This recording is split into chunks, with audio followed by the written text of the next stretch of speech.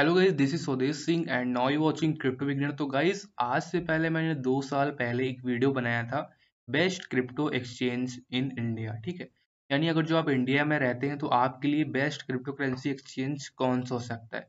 तो ये जो मैंने वीडियो बनाया था, यहाँ पे एक चीज ध्यान में रखे हुए बनाया था कि ट्रेडिंग के हिसाब से, खर्च के हिसाब से आपके लिए यहाँ पे बेस्ट एक्सचेंज कौन सा है। तो यहाँ पे मैंने दो तीन एक्सचेंज शेयर किए थे। वजीरेक्स था और कॉइनडिसेक्स था और बाइनेंस था। तो कॉइनडिसेक्स नहीं था, वजीरेक्स था, बाइनेंस था और यहाँ पे एक और एक्सचेंज था जो मुझे शायद याद नहीं है।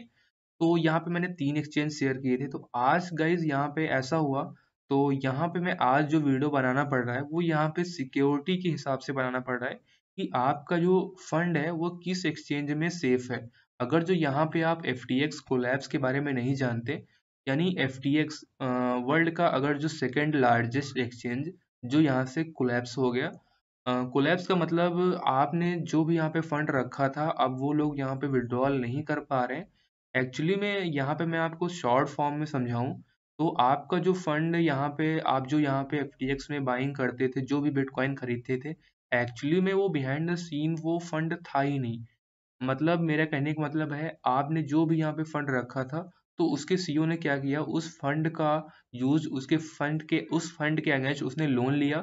और जब उस फंड की वैल्यू गिरती गई जिसने लोन दिया था, तो उसने कहा कि आप मुझे लोन कैसे चुकाओगे, आपके फंड की तो वैल्यू गिरती जा रही है। तो उसे अपने यहाँ पे टोकन सेल करने पड़े और यहाँ से FTX बिल्कुल बैंकरप्ट हो गया।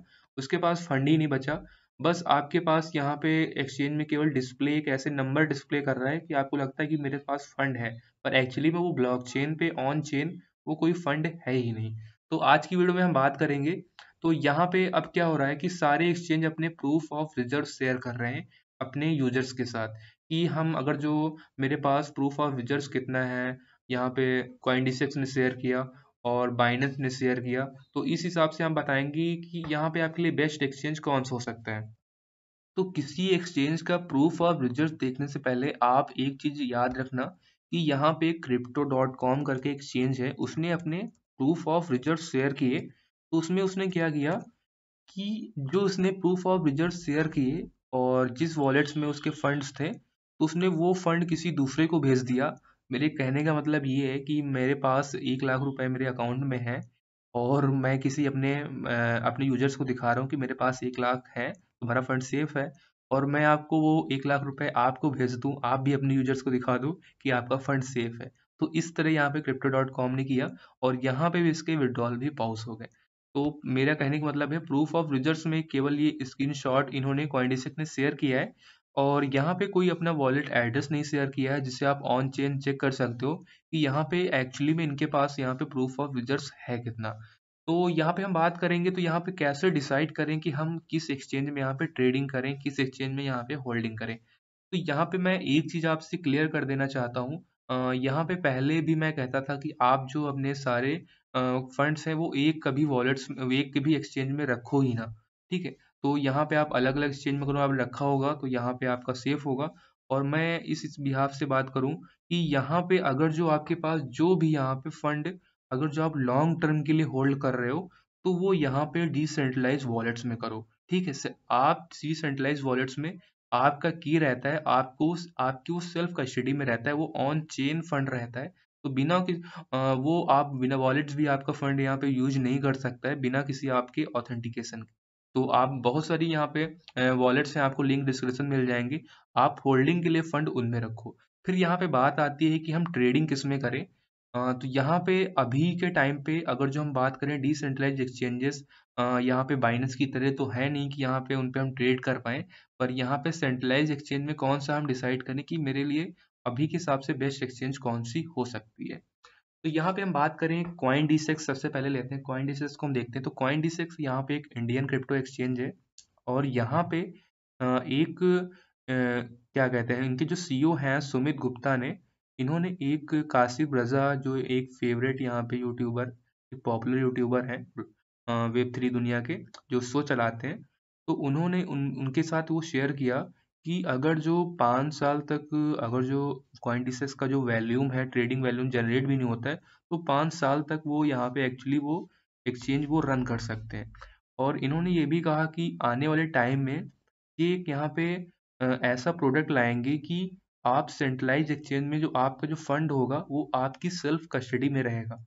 यानी मेरे कहने का मतलब है आपका जो फंड हो ऑन चेन रहेगा, वो आप यहाँ पे देख पाओगे। यानी डिसेंट्रलाइज वॉलेट की तरह यहाँ पे आप सेंट्रलाइज वॉलेट में भी आपका जो फंड है आपकी कस्टडी में ही रहेगा। तो ऐसा प्रोडक्ट लाने का इन्होंने कह दिया है।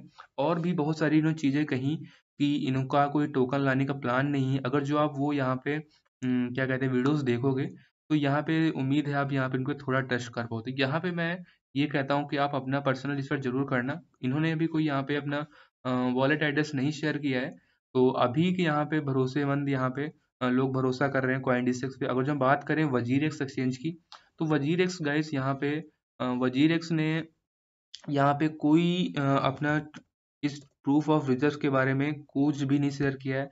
यानी कोई ट्वीट नहीं किया है इसके रिगार्डिंग। सारे एक्सचेंज यहाँ पे अपना प्रूफ ऑफ रिजर्व के बारे में यहाँ पे कुछ भी कुछ डिटेल्स कुछ भी कोई कुछ ट्वीट कर रहे हैं, कुछ भी कह रहे हैं। तो इन्होंने इसके बारे में जिक्र ही नहीं किया इस बात को, यहाँ पे उसने कुछ कहा ही नहीं है। तो यहाँ पे मेरे हिसाब से जो इनके सीईओ है निश्चल शेट्टी, इनको कुछ तो यहाँ पे कहना चाहिए।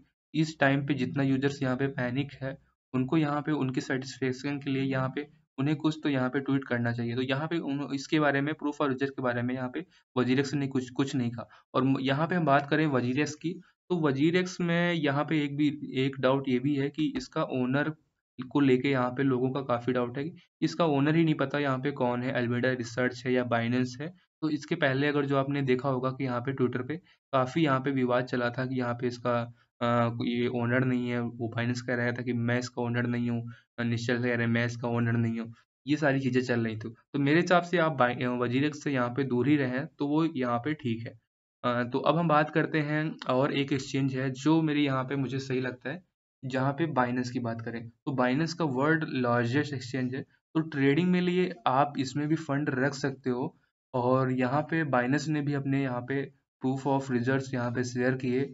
और इन्होंने भी कहा कि हम अपने जो कस्टमर का जो फंड है वो किसी दूसरी करेंसी में चेंज नहीं करते हैं। तो यही सब चीज़ें कहीं गाइज यहाँ पे यकीन करना थोड़ा सा मुश्किल हो जाता है। फिलहाल आपको यहाँ पे ट्रेडिंग के लिए मैं अगर थोड़ा सा भरोसा कर सकते हैं, मैं 100 में से 10% अगर किसी एक्सचेंज पे कर सकते हैं तो इन पे आप कर सकते हैं। फिलहाल अपनी पर्सनल रिसर्च जरूर करना इन पे ट्रेडिंग करने के लिए। तो गाइज यही था एक छोटा सा वीडियो। तो वीडियो अच्छा लगा हो तो लाइक कर देना, और कोई डाउट हो तो कमेंट कर देना। तो मिलते हैं अपनी एक नई वीडियो में। तो तुम दोस्तों नमस्कार, जय हिंद, जय